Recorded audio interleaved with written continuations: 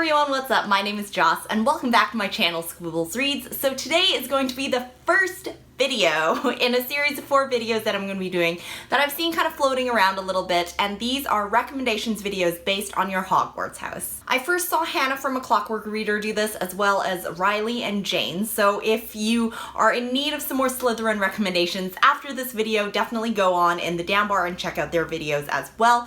But yeah, like I mentioned, today I'm going to be doing Slytherin recommendations. So personally, I am not a Slytherin, I am a Ravenclaw through and through, but a lot of people that I love all identify as Slytherin. And I think the house in general gets misunderstood as being just evil or mean, but some of their characteristics include being really resourceful, cunning, clever, proud, and ambitious. And when I was thinking of Slytherin type books, a lot of the characters that came up in these books were incredibly complex and multi-dimensional, so I definitely love me a good Slytherin. The first book that I'm going to recommend is one of my favorite books of all time, and this book is Burial Rites by Hannah Kent. This is set in Iceland in the year 1829, and it tells the story of Agnes Magnusdóttir, who was the last person to receive capital punishment or the death penalty in Iceland, and she was convicted of the murder of 2 men. In Burial Rites, she is living with a family in rural Iceland and she is awaiting her execution date. And through the course of the book, we learn about the charges that were put on her and what actually happened and why. The writing is incredibly incisive and chilly, and you can definitely feel that somber mood of exactly what's going on. But Agnes herself is a combination of resigned and defiant, and we learn more and more about her intelligence and her pride as the story goes on. With every section of the book, we peel back the layers and layers of her personality, which I think is a really common Slytherin trait. Again, that multidimensionality, so I definitely recommend Burial Rites. So the second book is a little bit of a different tone. I only have the first one of the duology with me. The second one I read at the library, but the first book is called Tiny Pretty Things by Sona Cheripotra and Danielle Clayton, and the second book is called Shiny Broken Pieces. We follow a group of dancers at the American Ballet Company in Manhattan. So we have the first girl, and she's the new girl, and her name is Gigi, and she's African American. We also have Betty, and she's extremely rich, and she is trying to live up to the really high expectations that her sister, who was also a dancer, had previously set. And then we have June, who is half Korean American. All of these dancers are incredibly ambitious. They are just trying to land one of the leading roles at the company in their ballets, and they all use different shrewd, intelligent methods to do so. Personally, in the duology, I enjoyed the first book a little bit more than the second, but I definitely recommend both because they are fast, really addictive reads. The third recommendation that I have is a book that I am currently reading for Tome Topple, and that is Fingersmith by Sarah Waters. This is set in London, and we follow Sue, who is an orphan, and she has been taken in by Mrs. Suxby, who also houses this group of fingersmiths who are basically petty thieves, and they're transients. This one fingersmith, his name is Gentleman, and he is the one with the highest status.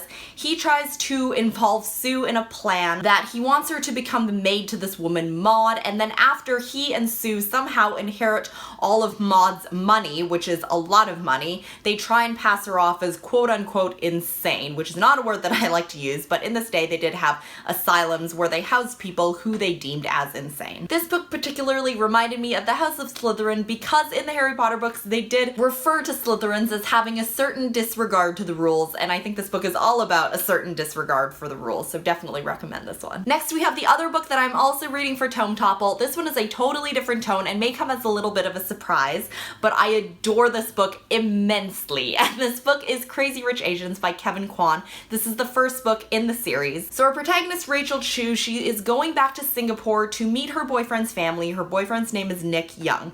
Little does she know, Nick is one of the richest people in Singapore, and he comes from a long lineage of extremely rich people. And he is also one of Singapore's most eligible bachelors. Throughout the book, we learn about different nuances in different East Asian cultures. So for example, in Singapore, in mainland China, in Taiwan, and also Chinese Americans who were born in the USA, and also their thoughts about each other's culture, which I found really interesting. But the main reason that I am recommending this book for Slytherins is because all of the plot points and twists were largely due to the use of money to manipulate and trick others into either changing their thoughts, changing their actions, or changing their relationships with other people. Some of these characters are particularly ruthless and calculated, related, and this I thought was definitely a Slytherin characteristic. So even though it is kind of like a lighthearted, funny contemporary, definitely something that I would recommend. Recommendation number 6 is a book called I Darken by Kirsten White, and its sequel, Now I Rise, has also just been released. But our main character, Lotta, she is a female version of a Vlad the Impaler, and this is a book that is set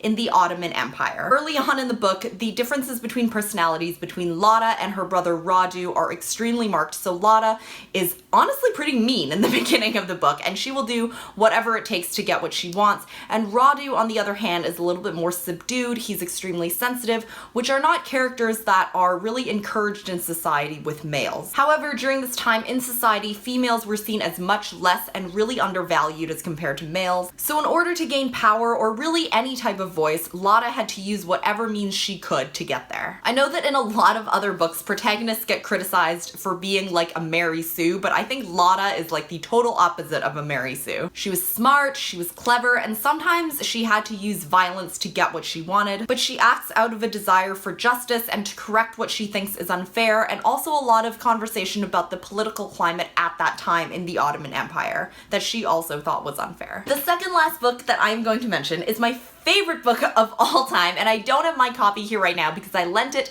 to one of my best friends, and I know that I have to lend this book to people who I know will take really good care of it because this book is my baby. And if you've been with me for a while, you'll probably know that this book is Jane Steele by Litsy. So this is a book that has some very loose ties to the story of Jane Eyre, but it is very, very much its own standalone story. So at a young age, our protagonist Jane Steele was unfortunately the victim of a lot of violent and really gross crimes perpetrated by men. Throughout the book, she becomes a vigilante murderer of sorts, and she only kills men who have perpetrated violent and disgusting crimes against other women. There are definitely some themes that are linked to Jane Eyre because Jane Steele loves the book of Jane Eyre, and there are some parallels in her own life. So for example, when she was young, she goes off to live with her aunt, the aunt ships her off to boarding school, and then the plot kind of diverges from there. Then there is a subplot of the happenings of the Anglo-Sikh War, which were taking place at this time, and also a mystery starts to occur. Jane Steele is extremely smart, clever, multi-dimensional, and again, that certain disregard for the rules,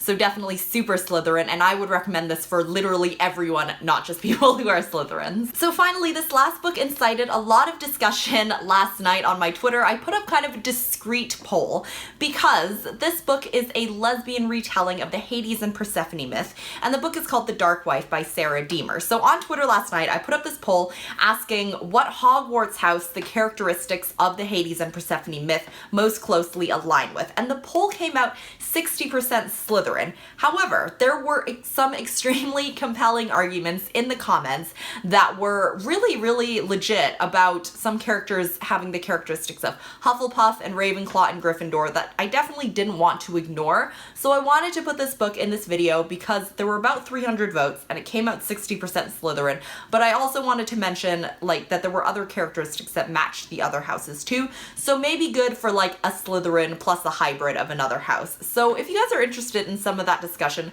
I will leave the link to my original tweet down below in the down bar so you can scroll through that if you're interested in this myth or if you're familiar with it at all. But yeah, the book that I'm going to recommend is called The Dark Wife by Sarah Deemer. Again, it's a lesbian retelling of the Hades and Persephone myth, and I enjoyed it a lot. Okay, so that is all the recommendations for this video. If you guys have any other Slytherin recommendations, or if you are interested or enjoyed any of the books that I have mentioned, please let me know in the comments down below. I will have more videos for Ravenclaw, Hufflepuff, and Gryffindor coming in the next little while. So yeah, thank you again so much for watching, and I will see you in the next video. Bye.